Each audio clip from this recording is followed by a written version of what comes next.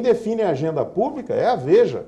Quem define a agenda pública é o Jornal Nacional. Quem define a agenda pública não é lá o que as pessoas vão estar discutindo amanhã, é a novela que está no ar.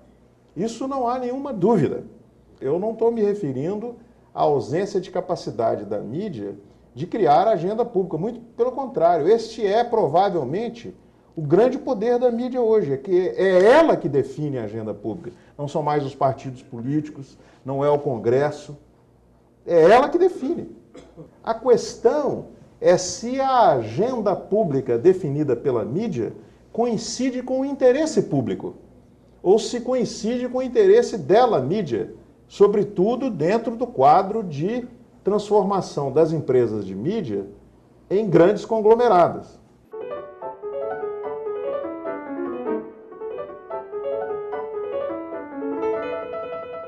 A realidade com a qual nós nos confrontamos, e aí sim a situação brasileira é muito semelhante à situação de outros países, sobretudo a partir da segunda metade do século passado, né, e entrando nesse início do século XXI, é de uma acelerada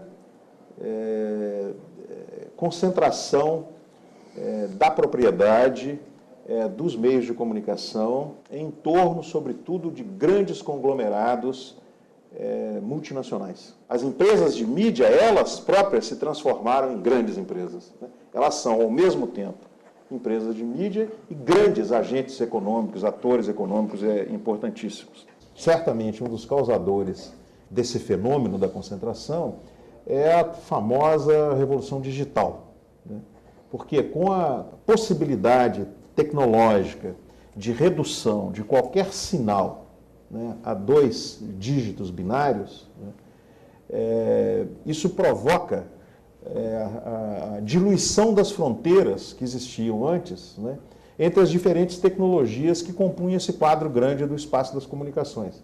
Antes a gente precisava de uma tecnologia, potencialmente, não quer dizer que isso tenha se realizado, uma tecnologia específica para transmissão de voz, uma tecnologia específica para transmissão de imagem, uma tecnologia específica para transmissão de dados, né? Então você tinha telefonia, então tinha as empresas de telecomunicação, você tinha a transmissão de voz, você tinha o rádio, você tinha voz e imagem, tinha televisão.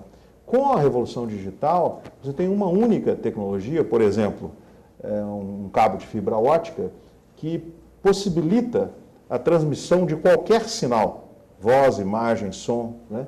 E isso fez com que uma empresa, por exemplo, de TV a cabo, que faça um cabeamento na cidade de Campinas para transmissão de imagens de TV, ela pode, tecnicamente, transmitir qualquer outra desses sinais. A internet é o exemplo acabado disso. Em geral, se falam de duas fases para esse processo de concentração, uma que vai até mais ou menos o ano de 2000, isso eu estou me referindo mais ao processo nos Estados Unidos, quando houve, então, uma quebra geral na Bolsa das Empresas .com, né, que foi decorrência de uma supervalorização das suas ações. Até 2000 houve uma avalanche, né, de fusões, aquisições, joint ventures na área das empresas de comunicação, incluindo telecomunicações, os antigos meios de comunicação de massa, sobretudo radiodifusão, e a área de informática, né? Aí houve uma super valorização das ações dessas empresas, uma quebra geral na bolsa específica dessas empresas, e a partir do ano 2000 há uma certa reacomodação, e aí sim você tem a sobrevivência, vamos dizer assim, desses grandes, enormes, imensos grupos, né, que não passam os números variam de acordo com o ano do dado que a gente vê, mas hoje são 5, 6, não mais do que 10 imensas empresas, né, empresas multinacionais que têm um enorme controle sobre a área.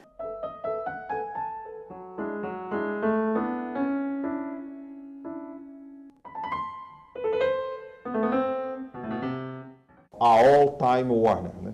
Essa é a maior dessas mega empresas, né? Tem um orçamento anual que é maior do que a metade do PIB brasileiro, que é mais de 350 bilhões de dólares, para vocês terem uma ideia do tamanho e do peso de uma empresa dessa. E num segundo plano, você teria entre 10 e 20 outras grandes empresas, mas não mega empresas, que acopladas a essas 5, 6, 10 mega empresas, controlam, num certo sentido, todo o fluxo de comunicação no mundo. Na segunda faixa, estariam empresas, inclusive algumas latino-americanas conhecidas nossas, como as organizações Globo, a Televisa mexicana. Como é que isso se expressa no Brasil, né? Quer dizer, como é que essa tendência...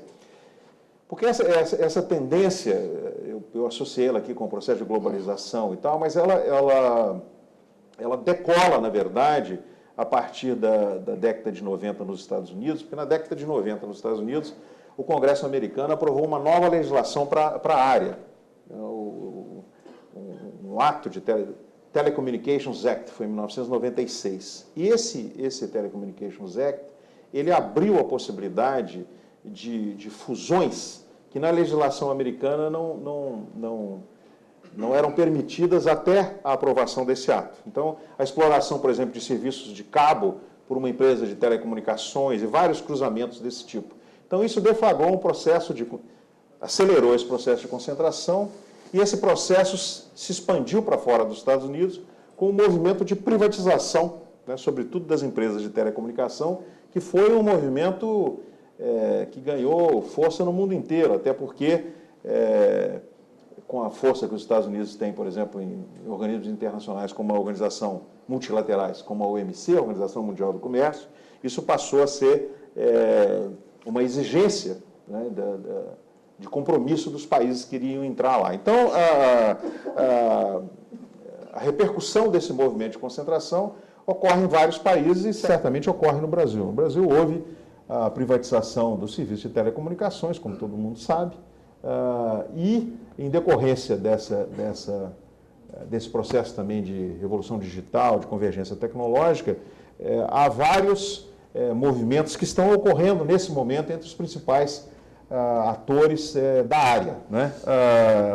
Isso, no caso brasileiro, também veio acompanhado a uma modificação constitucional. As empresas jornalísticas, elas não podiam ter como proprietários estrangeiros, né?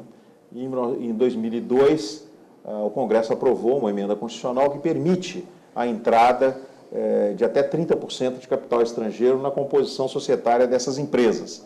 Então, isso já provocou, né, a entrada de capital em algumas empresas importantes das comunicações no Brasil, dentro desse movimento geral de concentração. Parte da Folha de São Paulo, se não me engano, 21%, foi comprada pela Portugal Telecom, né, que é uma empresa de telecomunicações. A parte da editora Abril, se não me engano, 13%, foi comprada por um fundo previdenciário americano. Capital International, um negócio assim. A própria NET, que é a maior empresa de TV a cabo no Brasil, fez uma associação com a Telmex mexicana, né, que falam em torno de 49%, porque a legislação do cabo permite até 50%. É uma coisa que, aliás, eu não comentei aqui, que a legislação brasileira nunca impediu a propriedade cruzada. E esse é um problema sério que leva à concentração e que nos diferencia muito de outros países, porque os grupos são os mesmos, né? O que, ao contrário, por exemplo, dos Estados Unidos, onde você tem os grandes grupos da mídia impressa, né? Não são os mesmos da mídia eletrônica. E na mídia eletrônica ainda há uma restrição também. Nós temos aqui uma concentração verticalizada, por exemplo, no caso da Globo, a Globo mantém sob contrato, desde os autores das novelas até os atores, os cenaristas,